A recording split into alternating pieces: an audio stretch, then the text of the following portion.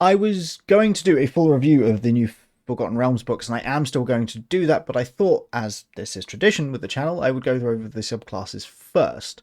My initial reading of all of these were not the best, if I'm being honest, but I have slept since then, and you know, better than sometimes. So maybe they'll feel better today. So, with that in mind, my name is Jason. We're going to go ahead and hop into this. This book contains 8 subclasses, as you're probably aware. I think it's 8. 1, 2, 3, 4, 5, 8, 4.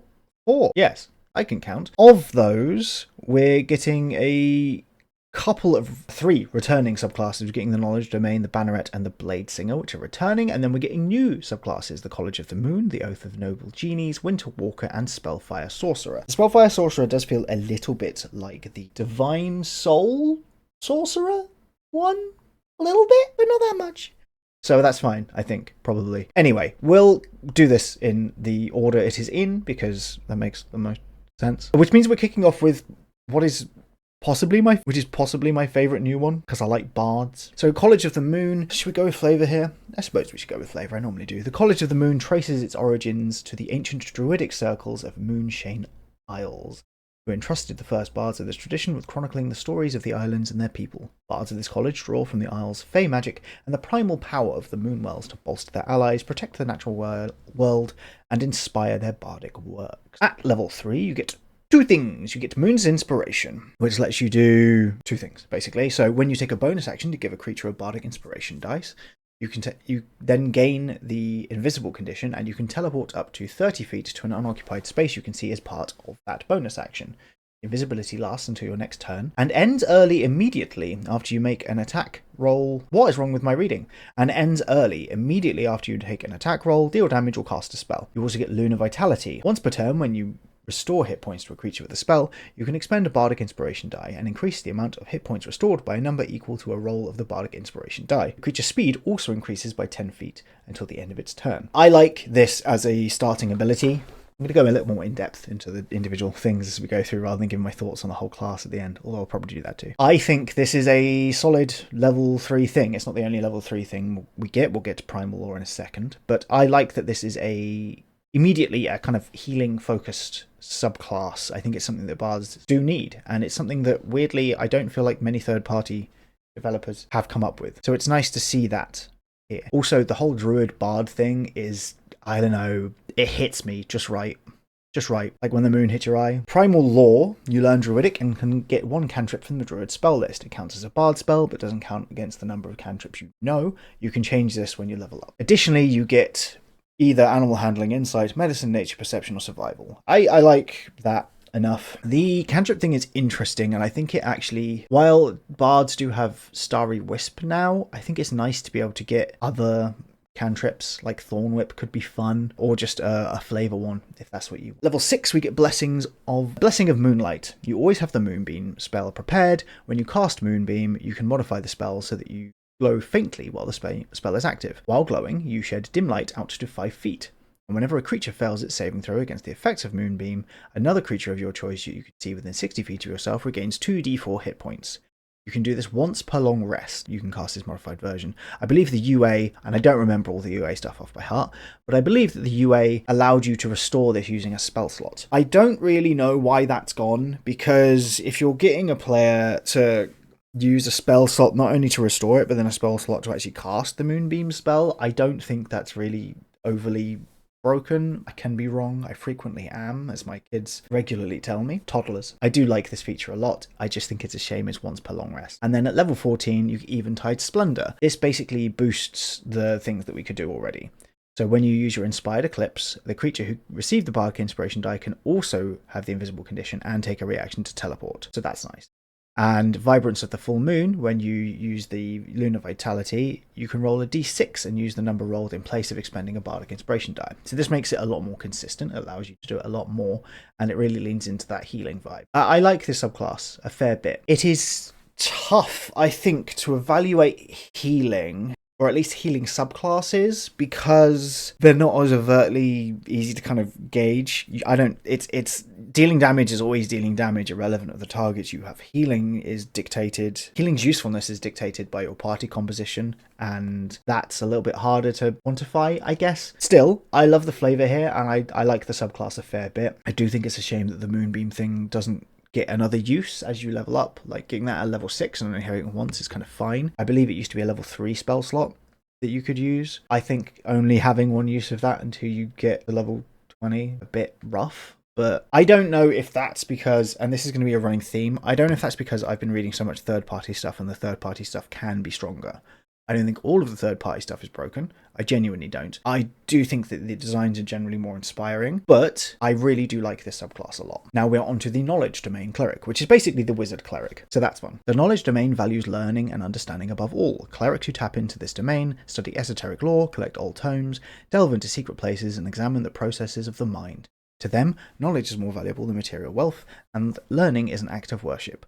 Libraries, universities, and other educational institutions also draw the power of the knowledge domain. Lords of knowledge vary from masters of arcane magic to patrons of craft and invention. Faerun, clerics of the knowledge domain worship deities of learning and ingenuity such as Ogma and Gond. Many others. I probably got those pronunciations wrong. I am sorry to those gods specifically. At level 3, you get blessings of knowledge. You gain proficiency with artisan's tool of your choice, as well as 2 of the following skills: Arcana, Nature, History, and Religion. I don't know why I messed those up. You have expertise. Oh, you get expertise. You just get 2 expertises at level 3. Well, that's pretty cool. And then you also get knowledge domain spells. At level 3, you get command, comprehend languages, detect magic, detect thoughts, identify and mind spike. Level 5, you get dispel magic, non-detection and tongues. Level 7, you get arcane eye, banishment and confusion. And level 9, you get legend lore, scrying, and synaptic static. That is a solid list of spells. Some of them are kind of niche, but they're all very fitting thematically. And they are divination, which is relevant, I believe. A lot of those are divination, as noted here, which I appreciate things being noted like that. It's good stuff. 3, we also get mind magic. Clerics get so much at level 3. As a magic action, you can expend 1 use of your channel divinity to manifest your magical knowledge.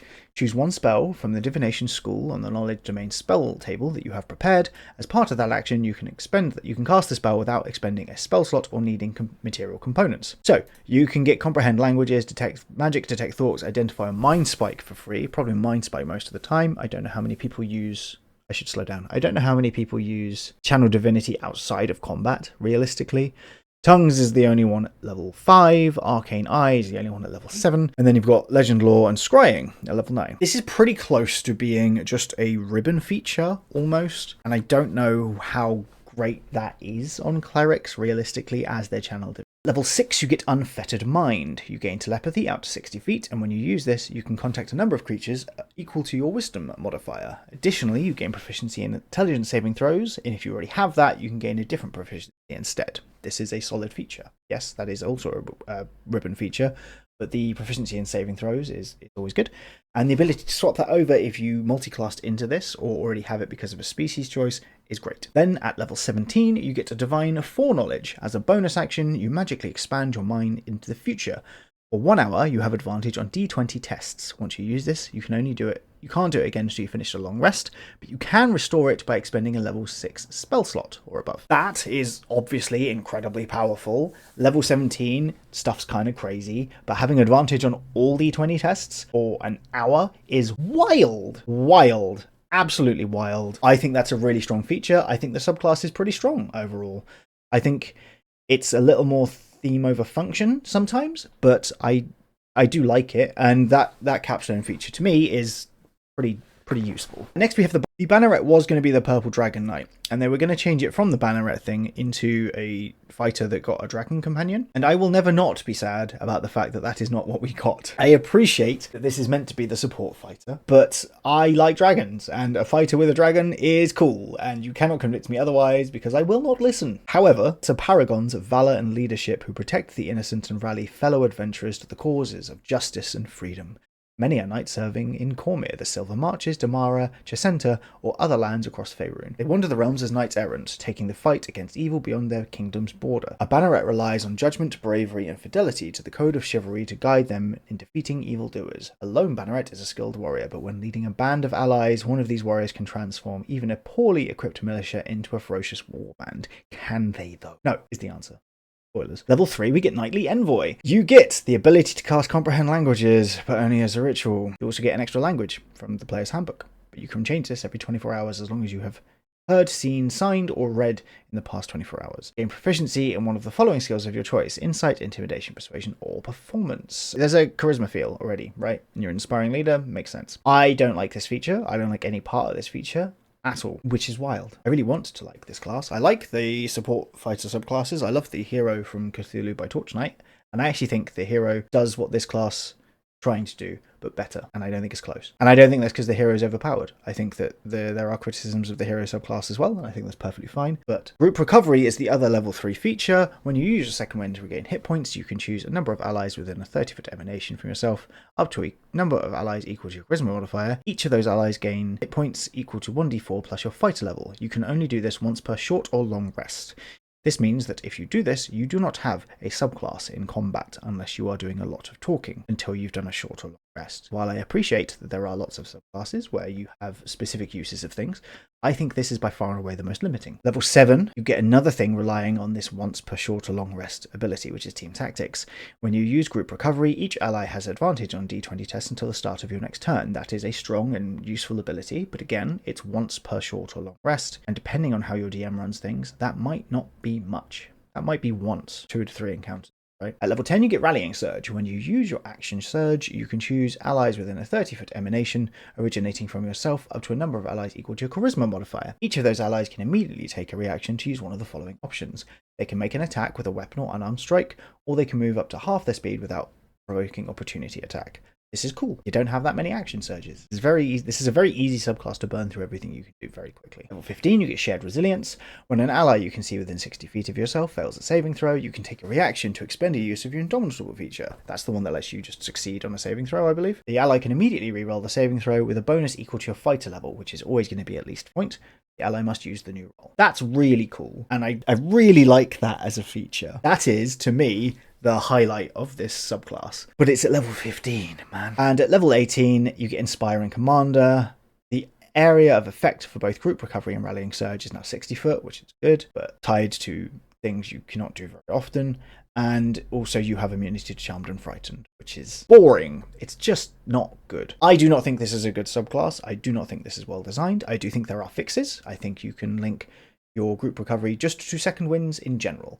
I don't think it has to be once per long rest. I think it can be every time you do a second wind, and I think that more or less shores up a lot of this class's weakness. But yeah, it's rough, and that requires DM approval, right? I mean, technically the subclass in the first place requires DM approval, but as a DM, I take most stuff on D&D Beyond as golden when it comes to what people want to play as. So yeah, I want support fighters to be good, because I like fighter as a class. I think it's a lot of fun to play around with. I think you get extra feats, makes it really customizable. You can do a lot with it, but I do not think this is an especially good version of what it could be. Of the Noble Genies is our fourth one. Paladins sworn to the oath of Noble Genies revere the forces of the elemental planes. Through taking this oath, paladins draw from the power of 4 different elemental genies: Tao, masters of earth; Jinn, masters of the air; Ifrit, masters of fire; and Marids, master of water. In Faerun, many paladins swear this oath from Kalim, a land teeming with genies. Paladins who swear this oath often undertake quests that take them all over the realms and across the multiverse, including the elemental planes. These paladins share the following tenets: sow the seeds of creation amid the ashes of destruction, lead with splendor and grace, and respect the elements and fear their wrath. Cool flavor, bro. Okay, at level 3 we get 3 features. We get Elemental Smite. Immediately after you cast your Divine Smite, you can expend one use of your Channel Divinity to invoke one of the following effects. If you use the Tao version, the target becomes grappled, and while grappled it has the Restrain condition. That's solid. If you use the Genie's Escape, you can teleport 30 feet away and take on a form, which gives you Barbarian resistances, along with a couple of other goodies. If you use Ifriti's Fury, the creature takes an extra 2d4 fire damage, and the fire jumps from one target to another creature you can see within 30 feet of yourself. That creature also takes 2d4 fire damage. And Marid Surge lets you have a 10-foot emanation, which causes the creatures of your choice in that emanation to have to make a strength saving throw or be knocked prone and sent 15 feet backwards. 3 of those are good. One of those is 2d4 at level 3 is not bad at all, especially when you're doing 2 instances. This does not scale as you level up.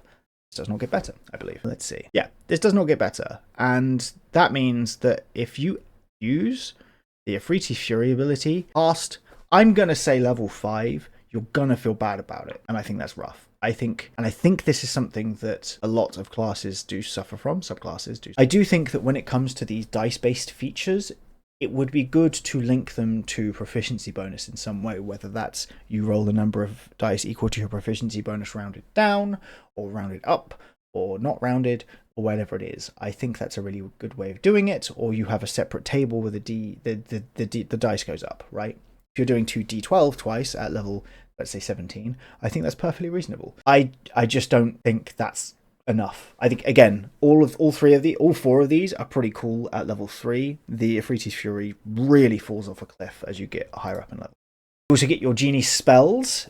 You get Chromatic Orb, Elementalism, Thunderous Smite, Mirror Image, Phantasmal Force, Fly, Gaseous Form, Conjure Minor Elementals, Summon Elemental, Banishing Smite, and Contact Other Plane.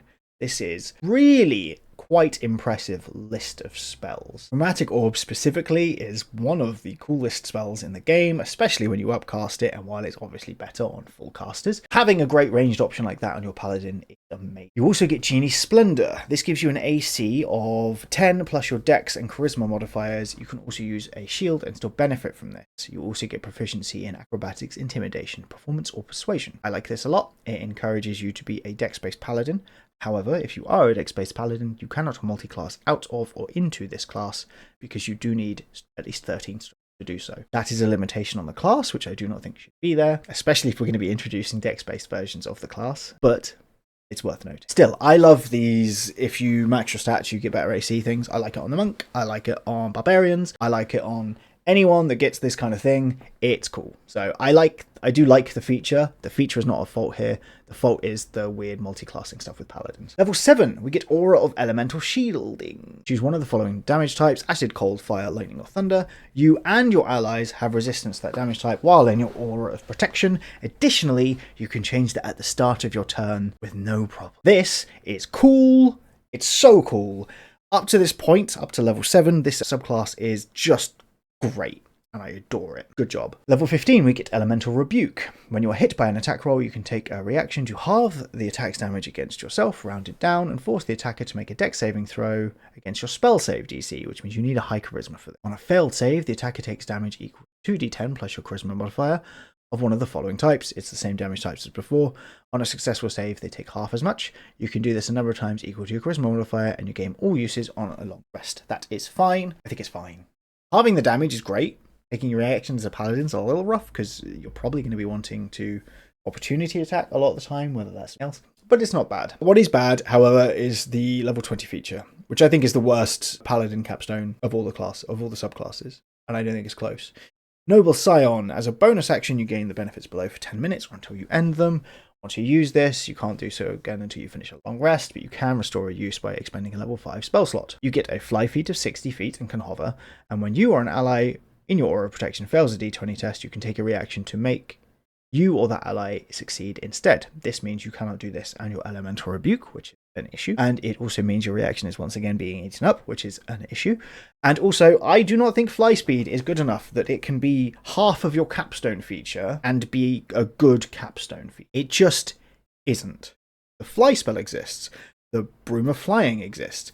Flying species exist. I don't know what happened to this subclass at this level. I don't understand. There's so many ways this could have been really cool by leveling up your Channel Divinity smites, or by allowing you to do it on like every attack that you make, or 1,000 other things. I don't get it. And it's frustrating because I really like this subclass. Like I said, up to level 7 and including level 7, I think the subclass is incredible. I think it's fun. I think it's powerful. That's what it needs to be. That's what all subclasses should be. And then level 15 happens and you're like, it's fine. I guess I have to max my charisma modifier now. And then Noble Scion happens and you're like, oh, cool. Monks get 8 stats at this level.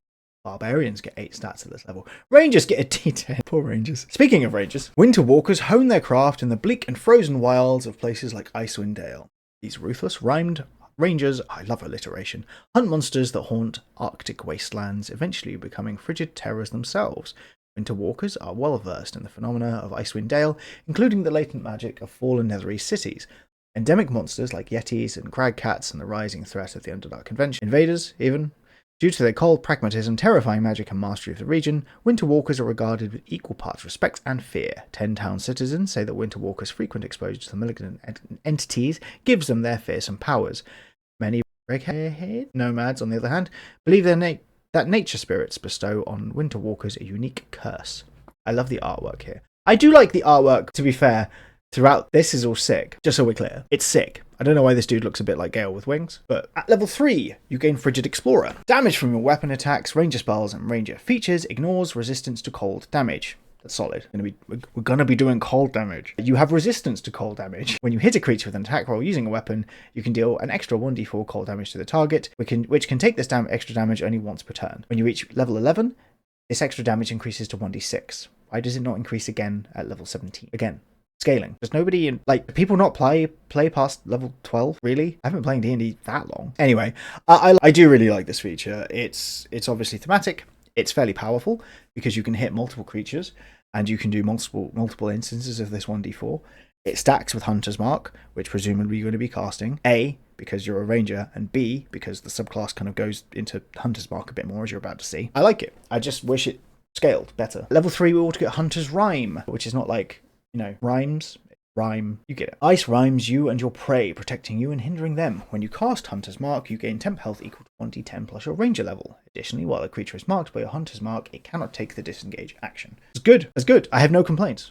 I like the other one at level 3 too. I swear, I like this subclass. I like some of these subclasses. You also get your Winter Walker spells. You get Ice Knife, Hold Person, Remove Curse, Ice Storm, and Kind of Cold. I think this is an abysmal list of spells. I do. Abysmal. Dramatic, absolutely, but abysmal. You experience, level 7, you get Fortifying Soul. Your experience surviving harrowing environments allows you to bolster your allies in addition to yourself. As a magic action, you choose a number of creatures you can see equal to your wisdom modifier. Each chosen creature regains hit points equal to 1d10 plus your ranger level and has advantage on saving throws to avoid or end the fight for 1 hour. To use this, you cannot use it again until you rest. I don't know why this isn't something you can restore with a spell slot. They've done it to some features and not to others, and it's weird because it doesn't feel like there's any rhyme or reason to it. Pun intended, but maybe that's just me. I'm not a game designer. I'm not claiming to be. I'm just judgy. But it's not like I'm the only person, right? So I appreciate you all following me along with this. Also, how often are creatures getting frightened that multiple subclasses need to be worried about this? Really. Level 11, you get Chilling Retribution. When a creature hits you with an attack roll, you can take a reaction to force the creature to make a wisdom saving throw against your spell save DC. On a failed save, the target has a stun condition until the end of your next turn. While the target is stunned, its speed is reduced to 0 feet. You can use this feature a number of times equal to your wisdom modifier, and you regain all expended uses on a long rest. That is cool. I like it a lot. So it's tied to your wisdom score, which makes you want to do the wisdom score. Unlike the Fortifying Soul, which requires your wisdom to be decent to get more creatures healed, but isn't linked to it in terms of the number of uses here. It's just the inconsistency. It gives me like a headache. Legitimately gives me a headache. The capstone here is Frozen Haunt. When you cast Hunter's Mark, you can adopt a ghostly snowy form. The form lasts until the spell ends, and when you are in this form, you can gain the following benefits. Once you use this feature, you can't do so again until you finish a long rest, or unless you use a level 4 or above spell slot. You gain immunity to cold damage, and when you first adopt this form and at the start of each of your turns, each creature of your choice in a 15-foot emanation originating from you takes 2d4 cold damage. That's not a huge amount of damage, but there is no save against this. So I do quite like that. You have immunity to the grappled, prone, and restrained condition. You can move through creatures and objects as if they were difficult terrain, but you take 1d10 force damage if you end your turn inside another creature or object. If the form ends while you're inside a creature or object, you are shunted to... I like this feature.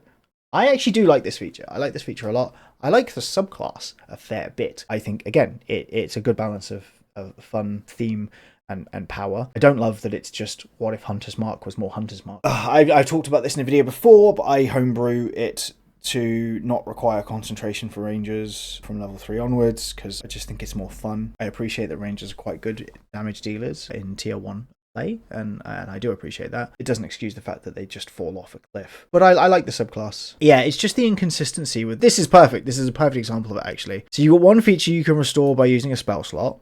You got one feature which is wisdom modifier times, and then you got one feature which you can't restore at all. And I just don't see the rhyme or reason in any of this. It doesn't make sense to me. It doesn't, because this healing, 1d10 plus your ranger level and advantage on saves, right? Only on frightened condition for an hour. It's just not good enough. Not to mention the fact you have to take a magic action to do this. This isn't linked to a bonus action or anything. And that's a big ask on a ranger, because you could be casting a good spell or hitting things. Most likely hitting things. It's just weird design to me. Scion of the Three. This is the rogue. This is the Baldur's Gate rogue. The Baldur's Gate 3 rogue. A Scion of the Three draws power from a group of malevolent gods known in Baldur's Gate as the Dead Three. Bane, a god of tyranny, Baal, a god of violence and murder, and Merkel, a god of death. While some rogues of this subclass pledge themselves ardently to these three gods, others are thrust on this path by a curse. Either way, a Scion's power manifests as various occult gifts, as well as an uncanny talent, striking and terrifying foes. Scions of the Three are most commonly in Baldur's Gate, where the Dead Three lived as mortals before adulthood. Underground cults to Bane, Baal, and Merkel often count Scions of the Three among their most useful agents. Outside of Baldur's Gates, secular thieves guilds such as the Shadow Thieves of Amn or the Xanathar Guild in Waterdeep might call a Scion of the Three to undertake an especially violent contract. You get the theme! We love the theme. I love an edgy rogue. Most rogues are edgy. I love an unedgy rogue, to be fair. I like playing against type in my characters. But, sometimes you just gotta commit, and this is an edgy rogue, right? Level 3, you get Bloodthirst. When an enemy you can see within 30 feet of yourself takes damage and is bloody after taking that damage, but not killed outright, you can take a reaction to teleport to an unoccupied space you can see within 5 feet of that enemy. You can take a reaction to teleport to an unoccupied space you can see within 5 feet of that enemy, and then you can make one melee attack. You can use this feature a number of times equal to your intelligence modifier, and you regain all expended uses on the rest. I like this a lot. It's really cool. That's sick. You get to anime Nothing Personal kid them. Like, what's not to love about that? That's awesome. Yes, it's X amount of uses per long rest, and it's hard to split your intelligence and your dex on a class like this. And also, because this is a reaction attack, it's not like you can use True Strike or any of the other blade cantrips with this, which is a little irksome, but I think it's good enough, right? Dread Allegiance. You choose one of the Dead Three and you gain resistance to one type of damage and the ability to cast a cantrip, as detailed in the table below. Intelligence is your spell modifier for the cantrip. When you finish a long rest, you can change your choice. I like the fact that you can switch between them. That is cool. If you choose Bane, you get resistance to psychic damage and minor illusion. If you choose Baal, you get resistance to poison damage and you get the Blade Ward spell, which is rough. And if you choose Merkel, you get necrotic damage resistance and chill touch. I think Bane is going to be the right choice here the vast majority of the time, unless you're going into a specific place where you know there's a lot of poison and necrotic creatures. Minor illusion is just a more useful cantrip. Vast majority of the time. You're not going to want to cast chill touch, basically. I can't see a situation in which you're going to be wanting to do chill touch. Yeah. Level 9, you get Strike Fear. You gain the following Cunning Strike option. Cost of 1d6 you can terrify. The target must succeed in a wisdom saving throw or has the frightened condition for a minute. While the target isn't frightened in this way, you have advantage on attack rolls against the target. The frightened target repeats the save at the end of each of its turns, ending the effect on itself on a success. I think that's fine. Yeah. Level 13, you get Aura of Malevolence. You radiate malignant power associated with one of the Dead Three. When you use your Bloodthirst and teleport, each creature of your choice within 10 feet of either the space you left or the destination space, can't do both, takes damage equal to your intelligence modifier, which is likely going to be a +3, maybe a +4. The damage type is the same as the damage resistance granted by your choice in the Dread Allegiance feature. The damage dealt by this ignores resistance. This is also fine. It's not a huge emanation. The fact that you can only choose one or the other is a bit limiting. I want to like this feature because I kind of like what it's trying to do, but this is level 13. I don't think just having this as an aura would be that bad for you. Even if it was like a 5-foot aura, and just at the start of your turn, or when a creature enters it kind of thing, I think that would be perfectly fine. That would be too broken. Rogues need a bit of a help getting past the finish line a lot of the times in 2024. And granted, you can sneak attack with your reaction a little more reliably. But yeah, it's fine. And then at level 17, you get Dread Incarnate. You regain 1 expended use of your Bloodthirst when you finish a short rest. And when you roll for your sneak attack damage, you can treat a roll of 1 or 2 on the die as 3. I like the Murderous Intent feature there, which is the dice rolling thing. I think the Cutthroat thing is flipping terrible. I think, given the focus on violence here, it should be something like you regain a use of your Bloodthirst if you successfully finish off a creature with it. Or if you finish off a creature in general. I think that would be a lot more fit and stronger. This is level 17, remember? Like, yeah, you're rolling a lot of sneak attack dice. Rolling a lot of them, aren't you? 9? Is it 9 d6 at level 17? So that's potentially a big swing. If you change 9 1s to 3s, then you're gaining an 18 damage boost, which isn't bad at all. But yeah, weak. Again, the final feature just feels a bit underwhelming. We are on to Spellfire Sorcery. Your innate power stems from the source of magic itself, the weave. An old man voice for this, I think it hurt my throat. The connection manifests as a rare ability known as Spellfire. and you surge with the radiant bursts of this raw magic. Your talent with Spellfire allows you to heal allies, sear enemies, and absorb powerful spells. Wielders of Spellfire tend to have a penchant for wandering. Many travel between cosmopolitan settlements, such as those along the Sword Coast, and wield their magic in service of the common good. Others realise their own strange powers by roaming equally strange lands, from the magic-blasted wastes of the desert of Anorak, the god-touched wilds of the old empires. Wherever they go in the realms, Spellfire sorcerers are courted by factions with interest in the arcane arts, such as the Harpers, Cult of the Dragon, and Red Wizards. Spellfire Burst. When you spend at least one sorcery point as part of a magic action or a bonus action on your turn, you can unleash one of the following magic effects of your choice. You can do so only once per turn. Bolstering Flames. You or one creature you can see within 30 feet of you gain temp health equal to 1d4 plus your charisma modifier. That's good. It makes me wonder if you added charisma modifier to the paladin smite thing I was complaining about, if that would make it scale better. I mean, it would obviously make it scale better, but I wonder if I'd feel fine with that if that was... Makes you think. And then Radiant Fire. One creature you can see within 30 feet of yourself takes 1d4 fire or radiant damage. This does not get you charisma modifier for some reason, but there is no save on it. So, I don't know. Plus, you get a lot more sorcery points than you get Channel Divinities. I don't mean to keep harping on about that on the Noble Genie. I really do like the subclass up until level 7. It's just, it's a good comparison within the same book, and we've already talked about it in this video. So it makes sense to kind of talk about it more. Level 3, you also get Spellfire Spells. When you reach a yeah, you know this. Level 3, you get Cure Wounds, Guiding Bolt, Lesser Restoration, and Scorching Ray. That's why I feel like this is like Cleric coded. Minorly? A little bit? Whatever. Level 5, you get Aura of Vitality and Dispel Magic. Level 7, you get Fire Shield and Wall of Fire. Level 9, you get Greater Restoration and Flame Strike. There's a weird mix of Radiant and Fire damage here. I mean, that's the whole class. I'm not going to complain about that. That's not a complaint. I like the spell list pretty well here. Flame Strike is sick. Having some healing spells is also sick. It turns out, if you give a sorcerer healing spells, you can do a huge amount of good, thanks to quickened spellcasting and all that sorts of stuff. So yeah. Good. Level 6. I adore this feature. This feature's sick. You always have the counterspell spell prepared. Additionally, whenever a target fails the saving throw against a counterspell you cast, you gain 1d4 sorcery. That's incredible. If you're using the new counterspell rules and it's the saving throw thing, that's not how I play. I like the old counterspell. So I would probably just have this doing the counterspell thing. You gain d4, I think that's fine. I don't think it's just, it's all that much stronger either way, personally. You're still relying on your Arcana check if you're doing the or spellcasting, whatever it is.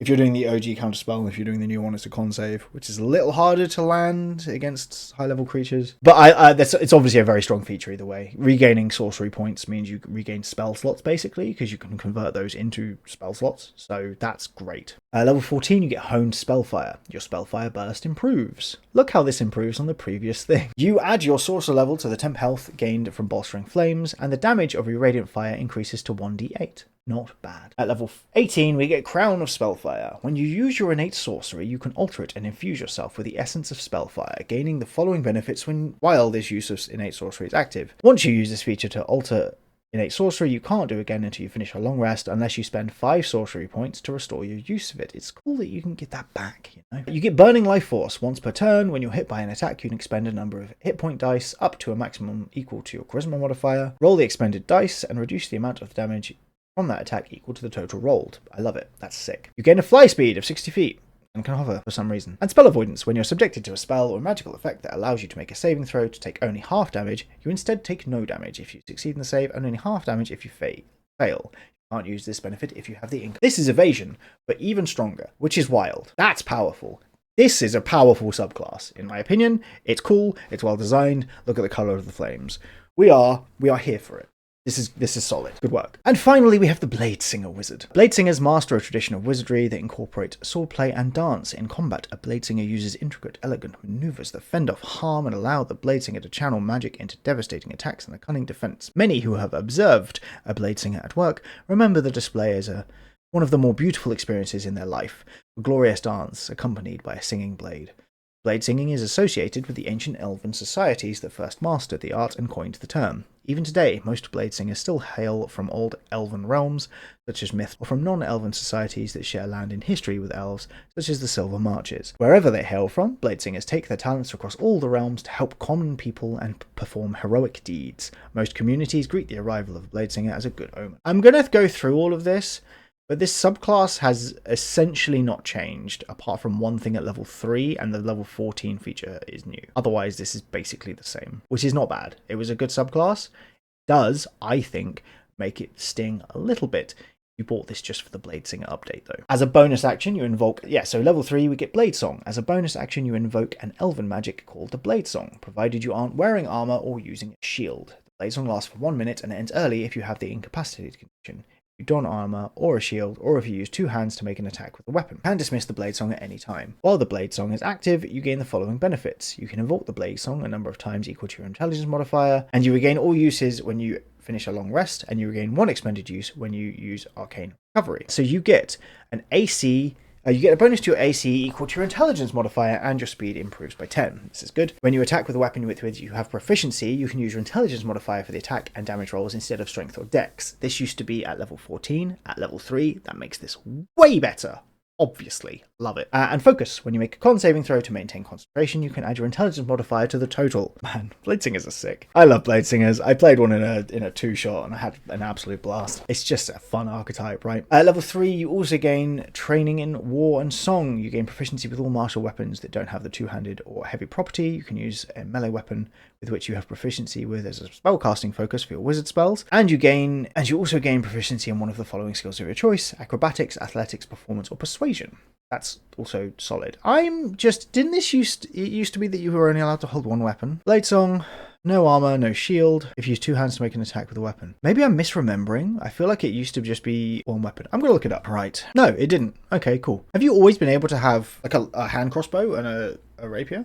Has that always been the way that's been? That's kind of cool. Unless I'm misreading it, which happens. But yeah, anyway, this is all good stuff. At level 6, you get extra attack, but you can replace one of your attacks with a wizard cantrip. It used to be any cantrip, so that is a minor nerf, which is upsetting if you wanted to use Eldritch Blast, but not upsetting if you didn't want to use Eldritch Blast. I like it well enough, and I don't think it's unreasonable to stop you Eldritch Blasting, personally. Level 10, you get Song of Defense. You can take a reaction while your Blade Song is active and expend a spell slot to reduce the damage equal to 5 times the spell slot's level. It's cool. The new thing at level 14 is Song of Victory. After you cast a spell that has a casting time of an action, you make 1 attack with a weapon as a bonus action. I like it a lot. I think it's a really mixed bag when it comes to the subclasses here. I do think I'm more positive on it than I was feeling when I looked at it last night. Maybe I was just grumpy because I wasn't playing D&D that day. It happened, right? But I don't know, man. The banneret's so upsetting. The Noble Genie stuff at high level is rough. The Winter Walker being just chained to Hunter's Mark is also rough. And I just think the Sign of the Dead 3 could have been cooler. You need a way to regain that, like I said. I'm a bit uncomfortable otherwise. This book also features revamped species options. These are not upgraded ones. It's just letting you know about species in them. It doesn't. None of these are new. It's just explaining how they work in the setting. Okay. There are a bunch of new backgrounds, including a bunch of new origin feats, the vast majority of which are kind of rough. But the standout origin feat is, for me at least, is Entrum Ruffian. When you roll damage for an opportunity attack, you can roll the damage dice twice. That's cool, especially if you're running the Monster Hunter class, because that uses opportunity attacks a lot. And if you have Heroic Inspiration when you roll initiative, you can expend it to give yourself and your allies advantage on that initiative roll. That's cool. General feats are generally... I know I'm blitzing through this. I don't really want to focus on these. These are generally hyper-focused. Like Coldcast is just all about ice damage. There's a bunch which are linked to the faction origin feats, which I don't love that that's the case, because then you're giving up 2 feats for whatever it is they do, and I don't think any of them are good enough to justify that. Personally, I do like the Purple Dragon Commandant feat, and although you can access this if you've got Purple Dragon Rook feat, the origin one, you can also get this if you've just got martial weapon proficiency, and I like the fact that it gives you advantage on attacks while you're bloodied. I think that's fun, like really fun. There's also this Genie Magic. We have a way now to get sorcerer spells for non-sorcerers, which is cool. It's not great, I'm being honest. You increase your intelligence, wisdom, or charisma by 1, standard stuff. Wish Magic. As a magic action, you can cast a level 1 spell of your choice from the sorcerer spell list that has a casting time of an action. Now this gives you any spell for free. It doesn't say that you don't need the materials, or you don't have to use a spell slot. I'm assuming that's the case because it's Wish Magic, but it doesn't state that that's the case. You can, when this goes to when you're level 11, you can cast one as though you were using a level 2 spell slot. It doesn't say it in the first bit, but it does sort of say it in the second bit. And when you reach level 17, you can cast a spell as though you're using a level 3 spell slot. I like that you can get access to sorcerer spells. The fact you can get access to any sorcerer spell is a really interesting way to change up how quickly you can adapt to specific situations, and I do like that a lot. I just think The scaling is awful, truly awful. Level 2, a second level spell slot at level 11 is atrocious, and a level 3 spell slot at level 17 is sickening. That's just me. There's also a bunch of epic feats, most of which are uninspiring in my... as you can probably tell, I have pretty mixed feelings about this book overall. I love the amount of lore that we get in this, and I'll talk about this in the proper thing. There's also new spells in the circle magic. Oh, before I finish, Urge is an interesting spell. It does some stuff. The interesting bit here is this bit, though. This is one of the circle spell things that you can do. On a successful save against the spell, the creature takes half as much damage and the speed is halved. The creature only makes a save once per turn. You will note that there is no end point to that speed being halved. None. No end point whatsoever. I'm assuming that's going to get errated. I would hope they get errated. Otherwise, you can just do this to a lich and then just walk away casually.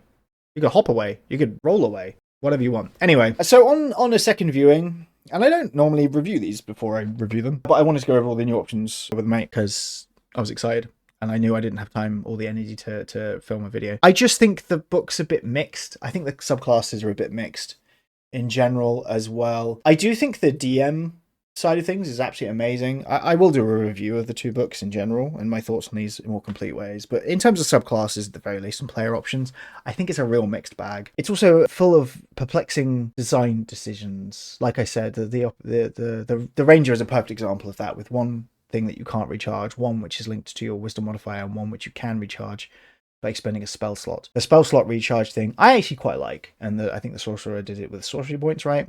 I like that as a thing. I think giving the ability to recharge these features is really cool, unless you're a banneret, in which case you can only do it once, because I guess, I don't know. I just think it's a bit mixed. I love the flavor of a lot of it. Nearly all of it. I just think the actual execution on a lot of it is very middling overall. Like, if you average it out, I think it's an okay book. I just think it's a fantastic book. I like the circle magic stuff. I like the fact that we're getting new Bastion features as well in this. I believe it's in this book, in the player facing one. And like I said, there's a huge amount of lore as well, which is fantastic, because Faerun is obviously one of the most common settings in D&D campaigns, even if you're homebrewing the actual story itself. So I do like that. I wish the subclasses were slightly stronger, at least the ones that I put complaints in against. And like I said, the muddled execution is deeply perplexing to me. But yeah, that's that. I hope you enjoyed this, and I hope I didn't ramble too much, or I rambled the right amount. Hopefully. I will also be doing a full review, or like my general thoughts on the two books overall, and a look into some of the DM facing stuff at some point. Probably the next video. It depends how much time I get. If you enjoyed this though, please do like and subscribe. And I hope you look after yourself. I hope you take care, and I hope you have a wonderful time. In the meantime, goodbye.